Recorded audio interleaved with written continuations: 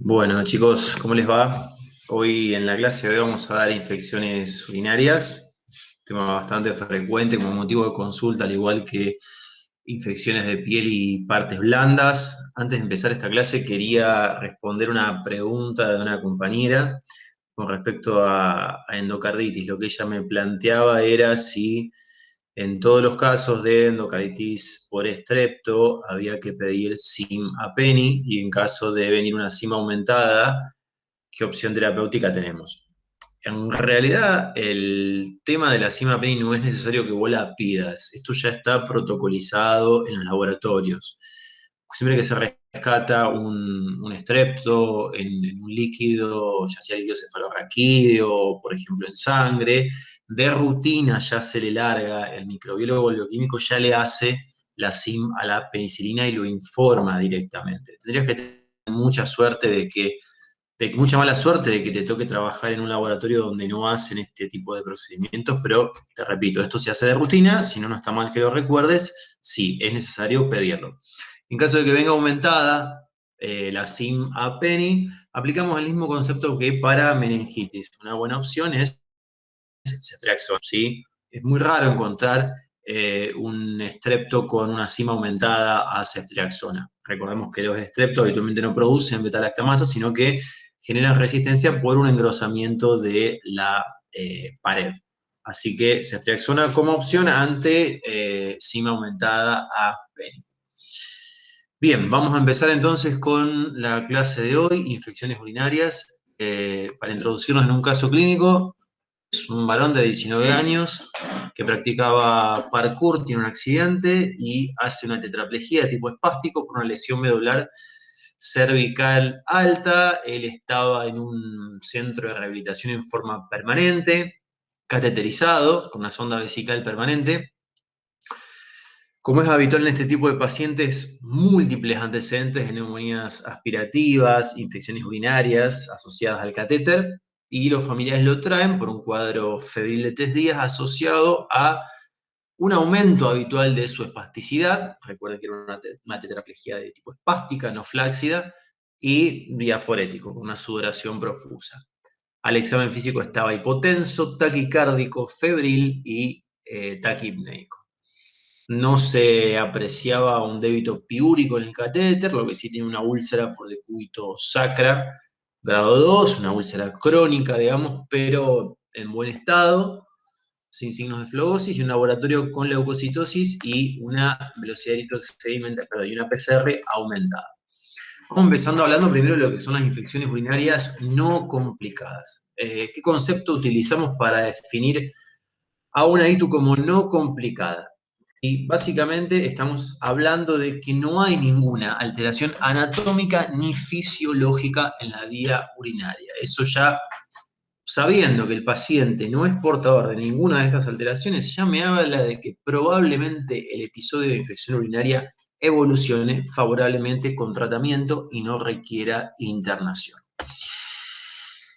Sabemos que estadísticamente la mujer en edad fértil tiene un riesgo muchísimo más aumentado, sobre todo más o menos hasta los 35 años. Cuando la mujer entra en la menopausia, el riesgo se equipara un poco con el del hombre. Vemos más que nada en los hombres adultos mayores a partir de los 55 o 60 años, cuando aumenta la prevalencia de una patología que es la patología prostática, ¿sí? De base, esto es lo que va a condicionar el aumento en la incidencia de infecciones urinarias. Entonces, esto es un poco el pantallazo de lo que son las estadísticas, ¿sí? Esto me gustaría que lo recuerden porque es un error extremadamente frecuente en la práctica diaria. Creo que cuando uno piensa en lo que es iatrogenia médica en la práctica diaria, quizás si nos metemos en el terreno de las infecciones urinarias es donde más yo veo particularmente que suele haber prácticas iatrogénicas, más que nada por dos situaciones extremadamente frecuentes que son los tratamientos largos, ¿sí? Ya vamos a ver que una cistitis no se trata más de 3 días en la mayoría de los casos. La verdad que estoy bastante cansado de ver pacientes tratados por una cistitis, mujeres tratadas por una cistitis en realidad una semana, O sea, no tiene ningún tipo de lógica porque se ha visto que la tasa de curación de 3 versus 7 días es exactamente la misma, así que recuerden eso, ¿sí? Obviamente también condicionamos un aumento en la resistencia y un aumento en los costos del tratamiento y en los efectos adversos de los antibióticos. O tratamientos innecesarios, ¿sí? Cuando vamos a decidir tratar a un paciente, en la mayoría de los casos la decisión de tratarlos es por la clínica, ¿sí? También cuando vamos a ver más adelante, sobre todo en el terreno de las bacteriurias asintomáticas en mujeres posmenopáusicas, adultos mayores, pacientes de PAMI sobre todo, es tremenda la cantidad de tratamientos incorrectos de bacteriurias asintomáticas, ¿no? Después lo vamos a abordar. Pero esto, para que recuerden, esto es algo real y que sucede muchísimo. Cistitis aguda, ¿sí? Prácticamente la gran mayoría son monomicrobianas y obviamente en un 85% del germen habitual, la Escherichia coli. Vemos varios factores de riesgo asociados, el hábito retencionista, prácticas de higiene, ¿sí? El hombre cuando usa preservativos con espermicida, el espermicida tiene una sustancia que se llama nonoxinol, que es tóxica para los lactobacilos, modifica el pH urinario y por ende aumenta la posibilidad de colonización de epitelio vaginal y la posterior infección por bacilos gram negativos. Así que esto hay que tenerlo en cuenta, en lo posible recomendar que no usen o que no abusen, mejor dicho, de los preservativos con espermicida. Este es un factor que uno a veces tiene un poco de pudor de interrogar, pero que es la frecuencia de las relaciones sexuales. Podés encontrarte con todo tipo de situaciones. A mí, yo les quiero comentar un caso que me tocó vivir en La Guardia, una chica joven de unos 30 y pico de años, que consultaba, la había visto yo un par de veces y la habían visto en compañeros míos en otros días de guardia por episodios de cistitis recurrente. Eh, ya se habían hecho todas las medidas generales, preventivas, había probado también un esquema antibiótico profiláctico y seguía. Yo la había visto una sola vez, la vuelvo a ver y la interrogo por el tema de la frecuencia de las relaciones sexuales y me dijo que eran diarias. A lo que yo, bueno, obviamente le sugiero evaluar la posibilidad de discontinuarlas un poco porque se ha visto que para la mujer es un factor de riesgo crucial, más que nada por las características anatómicas de la uretra. Y me sorprendió bastante la respuesta porque fue, pero yo a mi marido no le puedo decir que no. Cuando él quiere, quiere. Entonces, fíjense cómo de, de una patología recurrente, infecciosa, podemos terminar abordando otro tipo de cuestión un poco más delicada, que es el de la práctica sexual no consentida. En una mujer, bueno, un hombre también puede ser, ¿no? Así que eso también, chicos, es algo para tener en cuenta. A veces este tipo de patologías, cuando recurren, suelen tapar un tema un poco más profundo. Así que ténganlo presente. Esta es la clínica más característica, sí, la disuria y el aumento en la frecuencia misional que coexisten en el 80% de los pacientes y característicamente la disuria tiene un inicio brusco. Es decir, la paciente va a venir y les va a decir, de golpe fui al baño y me ardió cuando oriné. Eso es muy útil como dato orientador para plantear un diagnóstico diferencial con lo que es la disuria asociada a la uretritis, la disuria de origen uretral, y la disuria en el contexto de una infección ginecológica. Habitualmente en este tipo de patologías es de inicio más gradual y obviamente también en el caso de la vaginitis hay muchas veces dispareunia asociado. Eso es algo que nunca tienen que olvidar interrogar, si el inicio de la disuria fue brusco o gradual. Entrando en el terreno de lo que es la pielonefritis aguda, ¿sí? Ahí tenemos un corte de riñón, anatomía patológica, ¿sí? Donde vemos microfocos, ahí tanto en lo que es en la corteza como en los cálices. Vamos a poner el punterito. Aguántenme un segundo. Ahí está. Ahí estamos viendo los microfocos, los microabscesos corticales. Así que en la mayoría de los casos no dejan secuela, no dejan cicatriz. Esta es la presentación clínica habitual. La gran mayoría presenta fiebre, dolor lumbar o costovertebral. Recuerden, un poco complicado explicarlo acá, pero yo a veces cuando tengo rotantes de PFO, medicato en la guardia, les pregunto cómo harían una puño percusión, ¿sí? A veces veo que también escriben las historias clínicas o cuando me presentan a un paciente como puño percusión dudosa. Bueno, un maestro mío me enseñó que la puño percusión es blanca o es negra, no es dudosa. ¿Está o no está? ¿Sí? El signo dudoso hay que empezar a erradicarlo un poco de lo que es la escritura de las historias clínicas y la presentación de los pacientes. Cuando la cápsula renal está inflamada, supongamos que esta es la región dorsolumbar del paciente, ¿sí? Yo veo que muchas veces la puño-percusión la hacen así. Y realmente cuando la cápsula está inflamada, chicos, la sensibilidad es extrema. Entonces la puño-percusión tiene que ser suave, ¿sí? Para que no pierda especificidad ni sensibilidad en cuanto a lo que es su valor diagnóstico. Recuerden eso. El dolor abdominal también puede estar presente, las náuseas, los vómitos, ¿sí? Y ojo porque en algunos casos, raramente de ver, pero puede haber solamente síntomas bajos, ¿sí? Asociados a fiebre. Entonces ahí uno tiene que pensar en, bueno, pero habitualmente la cistitis no da fiebre. ¿Qué pasa? Este paciente refiere disuria, polaquiuria, tenesmo y fiebre. Puede ser una pielonefritis oculta y por ende hay que tratarla como tal. Recuerden eso, la cistitis es rarísimo que dé fiebre en una mujer adulta sana sin comorbilidades. Diagnóstico, ¿sí? Vamos a pedir obviamente un citofísico químico de orina donde la única célula que tenemos que mirar es el leucocito. Es el examen por campo que nos pueden informar una, dos o tres cruces. Habitualmente entre dos y tres cruces ya me habla de un sedimento francamente inflamatorio. El piocito, no es otra cosa que un leucocito modificado, ¿sí? Cuanto a lo que es su morfología, carece de valor diagnóstico. Entonces, eso es algo que veo cuando presentan a un paciente. Bueno, tiene leucocitos y piocitos. No me interesan los piocitos. Con que tenga leucocitos es más que suficiente. Fíjense esto, ¿sí? En esta microscopía, no es fácil de ver acá, acá, ahí.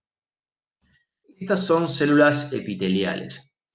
¿Por qué es importante tener presente la presencia de células epiteliales en un sedimento urinario? Porque esto puede obedecer a dos fenómenos, ¿sí? Cuando hay inflamación puede obedecer a un fenómeno de descamación celular, ya sea del urotelio o en el caso de la mujer del epitelio vaginal. Cuando vemos que el examen citofísico de orina informa abundantes células epiteliales, en general es descamación de epitelio vaginal. Y en general eso orienta más a una infección de tipo ginecológica más que urinaria. Para tenerlo presente, eso me lo enseñó una bioquímica. Y algunos datos también que no son de importancia, pero ayudan también o que avalan el diagnóstico, es la presencia de eritrocitos, la presencia de nitritos y la presencia de esterasa leucocitaria. Como les digo, esto no sirve para tomar una decisión, ¿sí? Estos son datos que van sumando a la presencia de leucocituria. Cuando lo que es toma de cultivo, fundamental, recuerden tiempo que pasa entre la recolección de la muestra y su procesamiento. Nunca más de 48 horas. Si no se muestra, chicos, se tiene que descartar. A veces esto plantea un problema, sobre todo los fines de semana, cuando en algunas instituciones el servicio de laboratorio o bacteriología no funciona al 100%.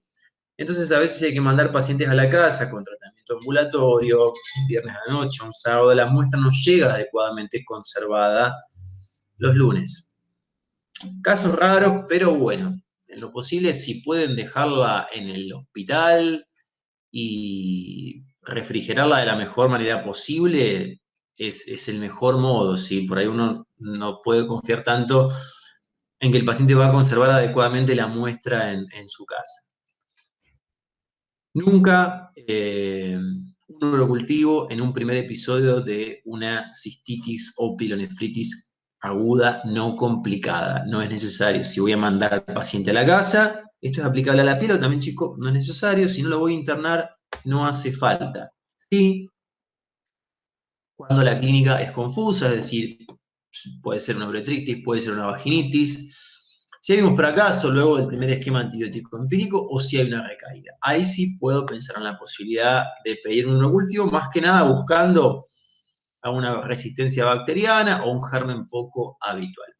Podemos ver en un urocultivo tres situaciones de sembrado en una placa de Petri. ¿Sí? Fíjense que esto es una colonia homogénea, acá creció un único germen en la difusión. Fíjense estos valores. Por ahí uno tiene en la cabeza este valor que es 10 a la 5. Ya habitualmente con 10 a la 3 colonias asociado a síntomas, tratamos directamente. Porque lo que puede pasar muchas veces es que el urocultivo fue tomado en forma precoz cuando recién el proceso infeccioso empieza su auge. Entonces, probablemente si yo repito este urocultivo a las 48 horas, ya voy a tener un 10 a la 5. ¿Sí? Jerarquícenlo. 10 a la 3 con síntomas, jerarquícenlo. Del mismo modo que si crecen dos bacterias en más de 10 a la 3 asociado a síntomas, también hay que considerarlo. Un consejo, lo que podemos hacer acá es hablar, fíjense que acá hay dos colonias distintas, lo que podemos hacer es hablar con el bioquímico, el bacteriólogo y preguntarle, bueno, a ver, fíjate, en el microscopio o en el conteo de colonias, ¿cuál creció más de los dos? ¿Sí? Y a veces tenemos que decidir porque los antibiogramas son distintos, nos puede crecer, por ejemplo, una Escherichia coli y un proteo, o una Klebsiella y una Pseudomonas. Entonces, está bueno hablar con nuestros colegas del equipo de salud y preguntarle, che, decime, ¿cuál creció más? La Klebsiella. Bueno, a ver, fíjate que la Klebsiella es sensible a cipro, pero la Pseudomonas no. Y bueno, me tiro más o me inclino más a tratar la Klebsiella, que es la que más creció. Después veré cómo evoluciona el paciente. Pero esto es lo que le sugiero hacer en la práctica diaria. Acá, fíjense, ya con más de 3 gérmenes, esto es una chanchada, esto es un urocultivo que está francamente contaminado, entonces esto se descarta. De hecho, la contaminación de la muestra es la principal causa de falsos positivos.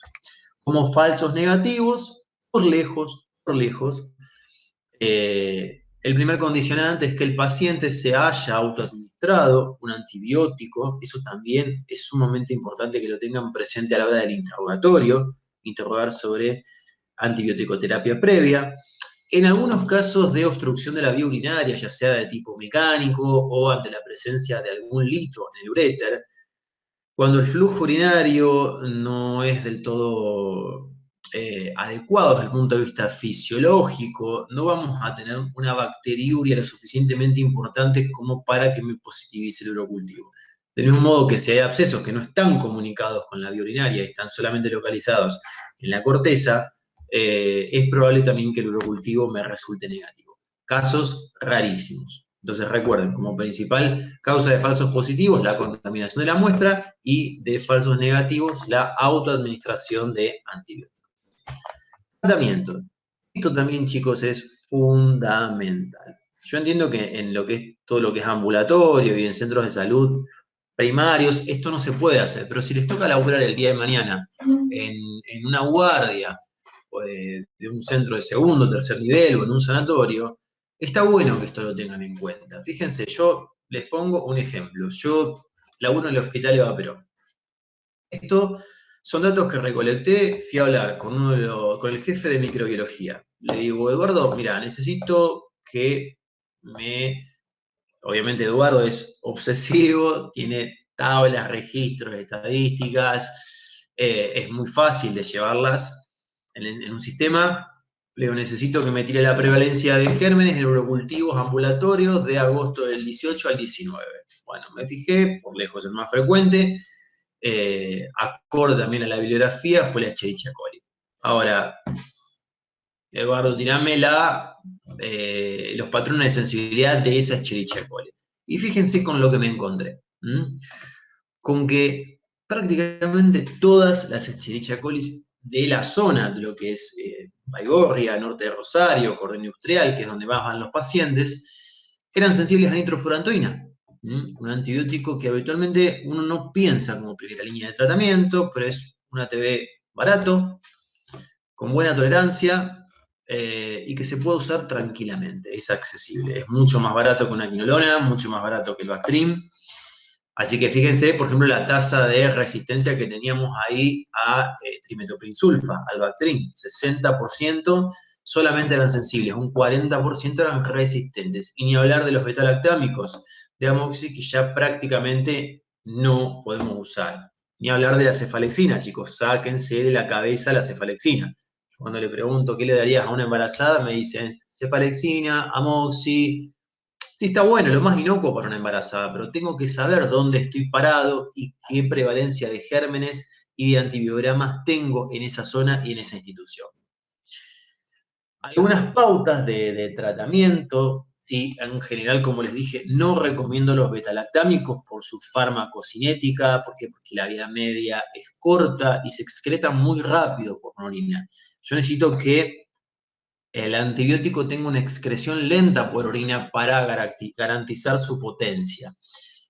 Lo que sí está visto es que dando dosis espaciadas, como ser una quinolona o una sulfa, que se dan cada 12 horas, la adherencia mejora notablemente. Igual estamos hablando, en el caso de la cistitis, de tratamientos cortos. No ha sido una pielonefritis. No hay una clara diferencia entre bactericidas y bacteriostáticos si la excreción en la vía urinaria es adecuada. Lo que sí también hay que tener en cuenta los efectos sobre la flora vaginal y fecal, sobre todo a veces cuando trato una pielonefritis en forma ambulatoria. Más que nada, chicos, acá hay que tener cuidado cuando yo le añado algún inhibidor de beta-lactamasa, como ser sulbactam o clavulánico, porque ustedes tengan presente que también tienen actividad antienaerobia. Los lactobacilos son anaerobios. Entonces, el inhibidor de beta-lactamasa me barre con esa flora habitual, normal de lactobacilos de la vagina y me puede condicionar alguna sobreinfección por cándida o una posterior recaída o reinfección por otro. Y también, obviamente, en esta época de crisis, considerar el costo de los antibióticos. Tratamiento, entonces, cistitis, 3 días. Recuerden, si uso sulfas o quinolonas, 3 días. Si uso nitrofurantoína, habitualmente de 5 a 7 días. Pero esto es lo que más se usa en la práctica diaria. En mi institución hacemos 5 días de nitro. Si no hay nitro, usamos 3 días de Bactrim o 3 días de ciprofloxacina. La pielonefritis aguda no complicada se trata 7 días. Esto es una tendencia a tratar de acortar o abreviar la duración de los esquemas antibióticos. Hasta hace algunos años, una pielonefritis aguda no complicada ambulatoria se trataba 10 días, 14 días. Se vio que la tasa de curación versus 7 días es similar. Así que con una semana, si la paciente o el paciente no tiene comorbilidades, es más que suficiente. ¿A quiénes voy a internar? ¿Sí? Al paciente que no tolera la vía oral, al paciente que tiene un dolor que no puede ser controlado con analgésicos comunes, con AINES o analgésicos vía oral, al paciente que está hipotenso, lo que me puede traducir la posibilidad de una bacteriemia o el inicio de una urosepsis. Y lo de la embarazada, yo digo, tómenlo con pinzas porque si la paciente está clínicamente bien y tengo alguna opción bioral para darle, la puedo externar tranquilamente. También erradiquemos esa idea de que toda embarazada se tiene que internar porque tampoco es necesario. Hay que individualizar cada caso. Si, en el caso de una pielonefritis, la fiebre o el dolor persisten más allá de las 72 horas, lo primero que tengo que pensar es en un fracaso terapéutico o en la posibilidad de una complicación supurativa a nivel local o la posibilidad a lo mejor de que haya un lito renal no diagnosticado. Entonces ahí tengo que recurrir a técnicas por imágenes. Lo más adecuado inicialmente es una ecografía. ¿Qué pasa con las recurrencias? ¿Sí? Acá tenemos la definición, 2 en 6 meses o más de 3 a un año, muy raramente dejan cicatrices. ¿Cuáles son las opciones? ¿Sí? Decirle a él o la paciente, tenés siempre en tu casa algún blister de Bactrim, de Cipro o de Nitro, y apenas empezás con los síntomas, si vemos que el paciente tiene una adecuada autopercepción de los síntomas, podemos indicar estos autotratamientos. Yo no es de mis prácticas preferidas. El otro tema es la profilaxis continua poscoito, que ahí también, cuando hablamos de la relación con de la relación directa con lo que es el hábito coital del paciente, recuperamos lo que es el casito este de la chica que les conté de que tenía relaciones diarias. Tampoco podemos hacer una administración diaria, ¿sí? O pacientes que tienen a lo mejor un hábito sexual muy frecuente, tampoco podemos estar dándole tanto antibiótico durante tanto tiempo. Por ahí si la práctica sexual es semanal o un poco más espaciada, se puede dar, es una opción válida, ¿sí? De hecho yo también lo he usado, no yo, mis pacientes. Eh, pero bueno, esto también hay que individualizar cada caso y ver dónde estamos parados, chicos. Siempre lo primero es apuntar a las medidas generales, ¿sí? Erradicar el uso de espermicidas, el hábito retencionista, abordar lo que es el tema del estreñimiento, la constipación, decirle al paciente que orine después de tener relaciones sexuales. Los arándanos como medida profiláctica están buenos porque el arándano genera un metabolito que se llama ácido hipúrico, que acidifica el pH urinario y actúa como un buen mecanismo profiláctico. Y el tema de en mujeres que están entrando en lo que es la perimenopausia, por ahí, o que tienen alguna patología vaginal, o un epitelio atrófico, o menopausia precoz, se puede recurrir a la administración de estrógenos tópicos, se hacen ciclos que se pueden repetir cada determinados meses, 3, 6 meses, y de esa manera se trata de volver a recuperar un poco la característica normal de ese epitelio vaginal que en lo que es la etapa perimenopáusica, creo que dije menstrual antes, pero perimenopáusica, habitualmente suele ya estar colonizado por bacilos gram negativos por la muerte de los lactobacilos y la modificación radical del pH vaginal. Si después de esto no logramos controlar las recurrencias, ahí sí pensamos en la opción de la profilaxis antibiótica. Pero les repito, traten de abordar todas estas medidas antes de llegar a esto. Las opciones sulfa diaria o trisemanal, nitrofurantoína diaria. Recuerden que la toxicidad a largo plazo de la nitrofurantoína es fibrosis pulmonar, no es de mis preferidos, o norfloxa. Yo lo que he usado en la práctica diaria es o la profilaxis poscoido o el Bactrim trisemanal.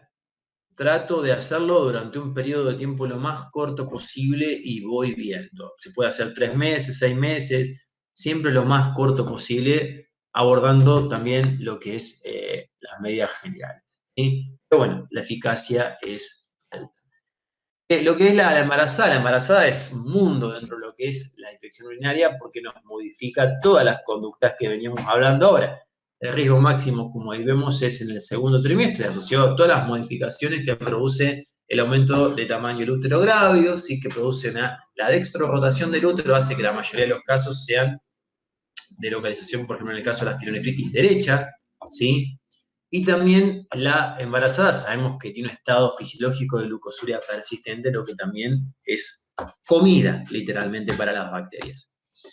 Recuerden el tema del Streptogalactiae, no me quiero meter en ese terreno, pero siempre el urocultivo de rutina en el último trimestre.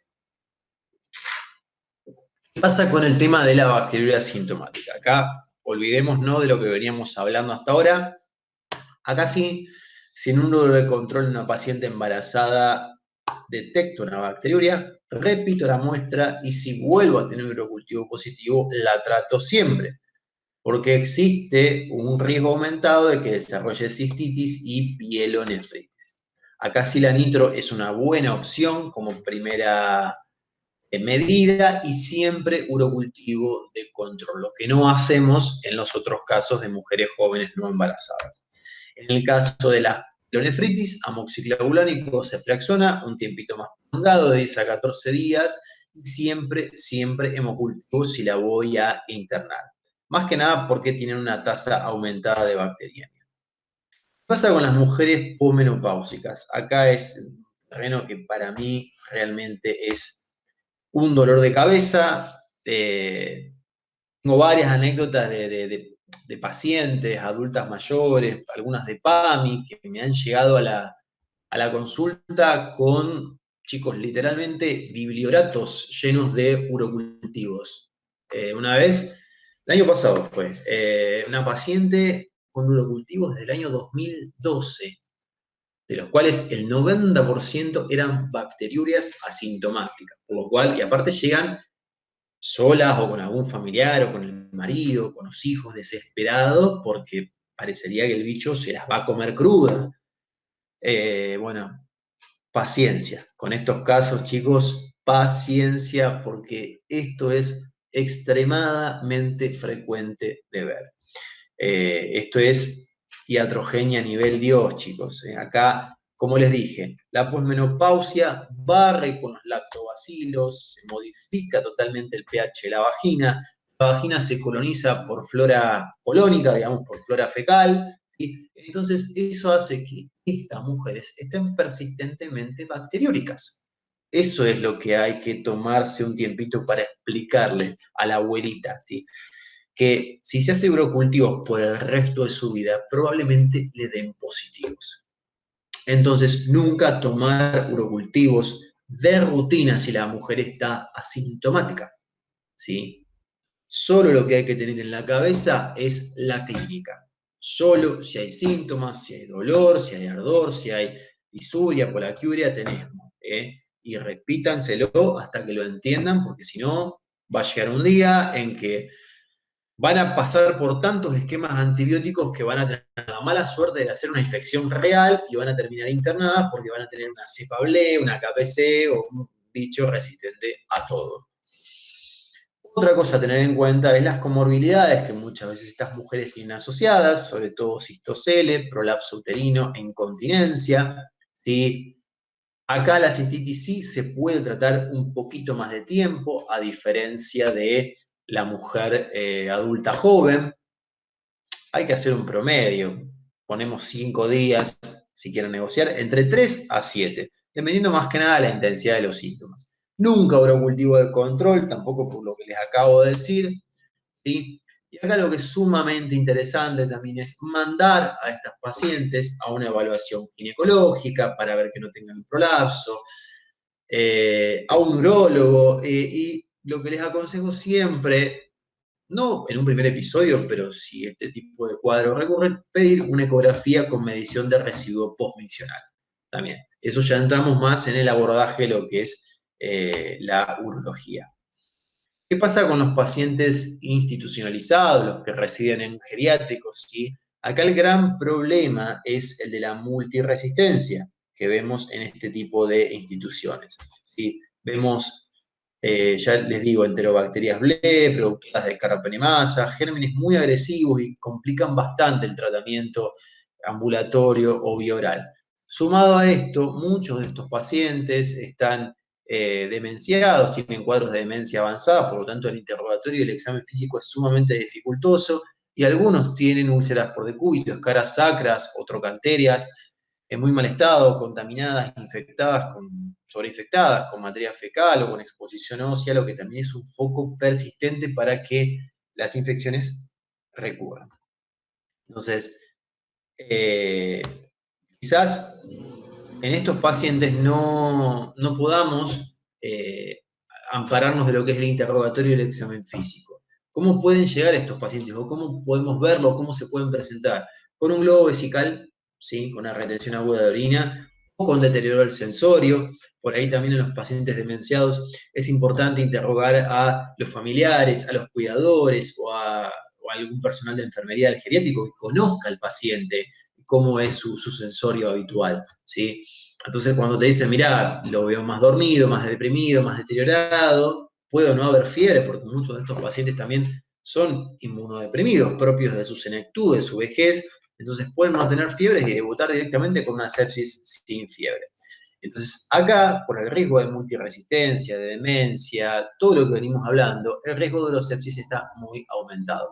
Acá hay que dejar de lado las quinolonas, las sulfas, los betalactámicos tipo amoxio, penny, y ya meternos en el terreno de los antibióticos de amplio espectro, sobre todo piperacillina tazobactam o carbapenémicos. Son los que me brindan una cobertura contra la mayoría de las cepas BLE o KPC. ¿Qué pasa cuando hay una litiasis renal asociada? Ustedes recuerdan que, a grandes rasgos, no solamente Proteus produce ureasa, hay un montón de bacilos gram negativos productores de ureasa, es lo que uno lee en la literatura, lo que tiene arraigado. Habitualmente las litiasis cálcicas, ¿sí?, son las más sintomáticas, las más que más migran, pero es muy raro que una litiasis cálcica se colonice y se infecte. ¿En quiénes vamos a ver esto? Justamente en los pacientes portadores de esos famosos cálculos coraliformes, de estruvita, hepatita, que tienen pH urinarios persistentemente alcalinos, 8, 9, por eso también es muy importante mirar el pH cuando hay una litiasis renal asociada, porque podemos sospechar que hay algún bichito productor de ureasa dando vuelta, y en esto también es frecuente que estén bacteriúricos. Si el lito está colonizado, también no caigamos en esa de pedir urocultivos aleatorios y que nos venga la bacteriuria asintomática y tratarlos, ¿sí? Eso también es iatrogenia. Lo que es frecuente sí es la recaída, si el lito está colonizado. Entonces, acá, al estar acantonados estas bacterias en los cálculos, se puede generar una alta tasa de resistencia en tratamientos repetidos. Entonces acá también hay que olvidarse un poquito de lo que es quinolona, sulfa y recurrir más que nada inicialmente a cefalosporinas de tercera o cuarta generación, tipo cefepime, ceftriaxona, ceftazidima. La decisión o no de internar al paciente también va a depender de la clínica. Como les repito, es raro que un cálculo de estruvita hepatita dé dolor. Por otro lado, es raro que una litiasis cálcica se infecte. Entonces también hay que tenerlo en cuenta. Si vemos, por ejemplo, en un sedimento urinario cristales de oxalato de calcio, vemos que el paciente tiene disuria, dolor, probablemente los síntomas se le atribuyan a el lito en sí más que a una infección añadida, si no hay otros síntomas asociados. Siempre se nos plantea en la consulta cuando llega un paciente con un cólico renal, automáticamente pensamos a modo reflejo de si tendrá o no una infección urinaria sobreañadida. Entonces, pedimos el sedimento urinario, que yo habitualmente de entrada no lo pido, si responde a la analgesia, se va a la casa y se estudia después en diferido. Pero bueno, cuando llegan ahí con alguna puniopercusión positiva, sin fiebre o con mucho dolor abdominal, lo pedimos y vemos un sedimento que nos puede confundir. Entonces, les repito, miren si hay cristales de oxalato, miren el pH, ¿sí? No vamos a encontrar un Proteus con un pH de 4 o de 5. ¿Sí? Habitualmente los Proteus me alcalinizan mucho la orina. Y recuerden también que el Proteus es naturalmente resistente a los nitritos. Por eso la nitrofurantoína tampoco es una opción adecuada como tratamiento empírico para este tipo de gérmenes. Estos son procedimientos habituales para el tratamiento. Recuerden que siempre antes de una instrumentación previa de la vía urinaria también hay que tomar urocultivo, porque hay una tasa aumentada de bacteriemia asociada a este tipo de procedimientos. ¿Qué pasa con los hombres? Algunos problemitas comunes que vemos en los hombres, como les dije, la patología prostática, mayores de 50, 60 años, lo que es la práctica sexual, sobre todo ahí en hombres que practican el sexo anal, ¿sí? Sin medidas de higiene adecuadas, ¿sí? La posibilidad de algunas ETS asociadas, sobre todo por clamidia, por gono, por micoplasma. La circuncisión como factor protector, esto está claramente demostrado, no solamente para infecciones urinarias, sino también para ETS, y también la prevalencia del enterococo, esto ya lo habíamos visto en endocarditis, como germen asociado a la patología prostática. Acá entra también en juego este bichito que nos puede complicar un poco el panorama. El tratamiento de elección, siempre empírico, suele ser la ciprofloxacina por la excelente disponibilidad que tiene en el parénquima prostático. Recuerden que cuando pensamos en la infección urinaria en el hombre, tenemos que pensar en la posibilidad de que la enterobacteria se acantone en el parénquima de la próstata y eso me pueda condicionar una recaída o una prostatitis aguda o crónica como complicación de esa infección. Entonces, siempre El tratamiento es un poco más prolongado, de 10 a 14. Esto también es un error habitual en la práctica y, en lo posible, preferir la cipro como primera elección. El paciente recae, ahí tengo que estudiar la patología prostática asociada, una prueba de 4 copas. Esto lo pueden leer en el apunte, no hace falta mencionarlo porque nosotros no lo hacemos en la práctica diaria. Esto ya entra en el terreno de lo que es la urología. Acá los voy a derivar al urólogo para que le hagan el tacto y le estudien la próstata por imágenes. La prostatitis crónica habitualmente se trata con cipro durante 28 días, ¿sí? Como segunda línea de tratamiento, la doxi. El TMS no tiene mucha... No me hace mucha gracia para parenquima de próstata, pero bueno, es lo que tenemos, chicos, básicamente. Pasa con los diabéticos, ¿sí? Acá también pensemos en el diabético mal controlado, en el diabético insulinizado, que maneja hemoglobinas glicosiladas muy altas, ¿sí? Esos son los que tienen un riesgo de andar mal, de complicar sus infecciones urinarias. Acá también la tasa de bacteriemia es muy alta. Fíjense que lo que pasa en la próstata con el hombre, bueno, acá en el diabético se agregan estas dos pesadillas que son la Klebsiella y la Cándida. Y característicamente, el diabético puede hacer esto. Fíjense, esto es un riñón y esto es una bola de gas. Esto es una pielonefritis enfisematosa. La tasa de mortalidad es alta. Este tipo de cuadros se pueden complicar con shock séptico, con trombosis de la vena renal. La verdad que les va muy mal a estos pacientes. Algunos terminan abscedándose, terminan en nefrectomía, si es que zafan. Pero bueno, uno ya lo ve al paciente cuando entra y son obesos mórbidos, ya les digo, diabéticos que no hacen la dieta, el tratamiento, que no se cuidan, que manejan hemoglobinas glicosiladas de 10, 12, que son un desastre. Y bueno, así también les va, lamentablemente, con este tipo de tratamientos. Opción vía oral para un diabético bien controlado, lo mismo que ya veníamos hablando. Opción para pacientes que voy a internar también, fíjense, antibióticos de amplio espectro. Cefalosporina de tercera y cuarta, para casos moderados, sin sepsis, para el diabético séptico, menos que pipertazo y menos que imipenem o meropenem, no les sugiero de entrada, chicos, por lo menos hasta que tengan el urocultivo y los hemocultivos. ¿Qué pasa con las infecciones urinarias asociadas a catéter? Podemos encontrarnos con el paciente cateterizado en forma ambulatoria, sí, que está en su casa con una sonda vesical permanente, o aquel también que puede estar, como el caso del chico del caso clínico que les presenté, recluido en una institución de cuidados crónicos.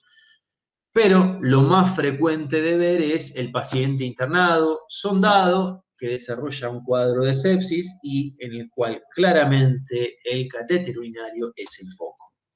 ¿Qué pasa? Vemos que el 100% de los catéteres a los 30 días de colocados ya se colonizan. Entonces, la tasa de colonización habitualmente es de un 3% día, pero bueno, lo que también me va a aumentar a medida que van transcurriendo los días es el desarrollo de poliflora. Entonces, ¿qué hago? ¿Me sirve estudiar un catéter puesto un mes, 2 meses, 3 meses? No, voy a encontrar un zoológico ahí, chicos. No me sirve para nada tomar un uno de ese catéter y estudiar ese catéter. Lo tengo que volar, sacarlo, ¿sí? Y empezar de cero con este tipo de pacientes. Acá también la leucocituria pierde valor diagnóstico porque el catéter per se colocado en la vía urinaria la inflama. Entonces la leucocituria es un hallazgo extremadamente frecuente y nos lo tenemos que sacar de la cabeza para tomar decisiones. Obviamente, si vemos que en la bolsa colectora hay pus, hay mayonesa, chicos, dicho vulgarmente, sí, ese catéter está infectado y probablemente sea una infección urinaria. Pero cuando el débito es claro, como el caso del caso clínico que les presenté, ahí ya es un problema. Entonces, siempre pensar que la toma de muestra de urocultivo la tengo que obtener en base al tiempo que ese catéter lleve puesto. Si son catéteres que llevan puestos una semana, puedo hacer una punción proximal y analizar esa muestra, ¿sí? Porque la tasa de colonización todavía es baja y probablemente venga una monoflora o una o dos bacterias. Pero como les digo, un catéter que está puesto hace mucho tiempo se cambia, se coloca un nuevo catéter y ahí se toma la muestra de urocultivo. Un problemita es, como en nuestro caso, si los pacientes seculares, en donde no vamos a tener los síntomas habituales.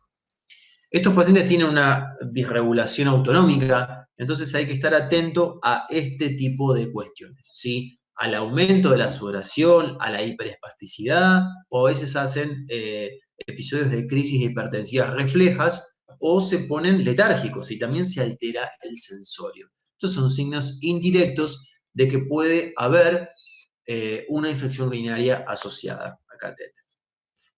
Vamos a lo mismo, ¿sí? Lo ideal siempre, si el paciente está internado o recluido en una institución de cuidados crónicos, agarrarnos de lo que es el control de infecciones, de las estadísticas y tratarlo en base a lo que tenemos en ese lugar. Si no, un empírico también adecuado, perdón, no un empírico adecuado puede ser si no está séptico, cipro, sinotazo o carrapenémicos o una cefalosporina de tercera. Si no hay bacteriemia y removí el catéter, con una semana es suficiente. Si hay bacteriemia, lo trato como tal de 10 a 14 días. Otra pregunta frecuente, bueno, me creció una coli y una cándida. ¿Qué hago con la cándida? ¿La trato? No. Habitualmente la cándida suele ser un contaminante. Es muy raro que yo llegue a tratar una cándida. Y también fíjense lo que les puse ahí. Si saco el catéter, un tercio de los pacientes remueven la cándida. En caso de que lo único que me crezca en el urocultivo es una cándida en un recuento alto, sin otra enterobacteria asociada, y veo que el paciente está séptico, ahí sí la trato.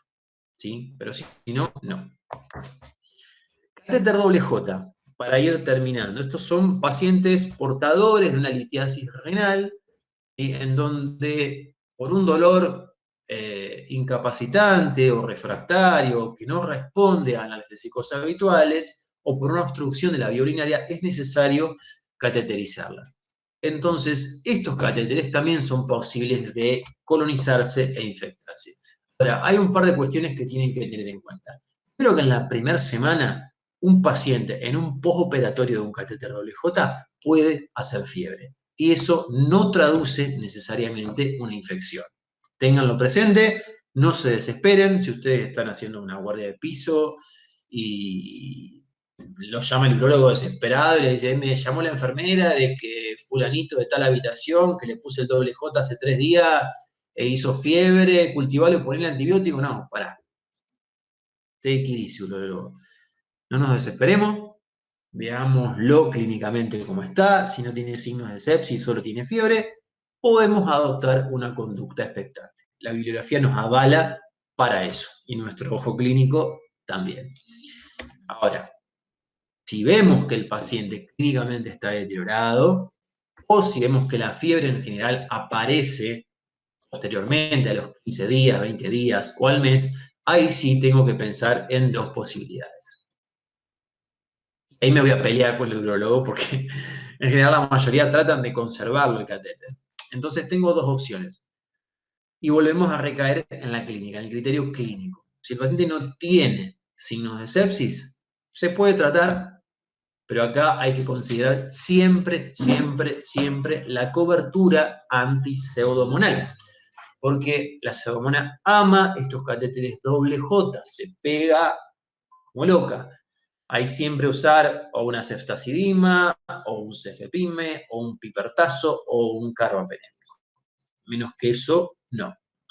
Ahora, chicos, he visto gente joven en un postoperatorio de catéter de OLJ, un postoperatorio al mes, que ingresa por una sepsis, se le pone antibiótico, se le pide de rodillas al urólogo que se le saque el catéter, no se saca el catéter y el paciente se murió. Entonces es un foco no removido. Pensemos lo mismo que cuando hablábamos de endocarditis, ¿sí? Un catéter venoso central, un marcapaso, una válvula protésica infectada, estamos en la misma. No voy a controlar nunca la sepsis si no saco el material o ese cuerpo extraño que me está actuando como foco persistente para la bacteriemia. Así que en ese tipo de casos el catéter hay que volarlo siempre. Bien, para terminar entonces, ¿qué hicimos con este chico? Empezamos un tratamiento empírico con pipertazo. Luego de 48 horas vemos que seguía con fiebre, los hemocultivos vinieron negativos, nos tranquilizó y bueno, a las 48 horas recibimos un hemocultivo que informaba una Klebsiella B positiva, que en este caso tuvimos la mala suerte de que era resistente al Dazonam y era así sensible a carbapenémicos, aminoglicósidos, colistinimiocilina, por lo tanto se lo rotó a meropenem. Completó 10 días de tratamiento antibiótico con una buena evolución y retornó a su centro de cuidados crónicos. Bueno, chicos, eso es todo por hoy con infecciones urinarias. Cualquier pregunta que tengan, me avisan y la respondemos.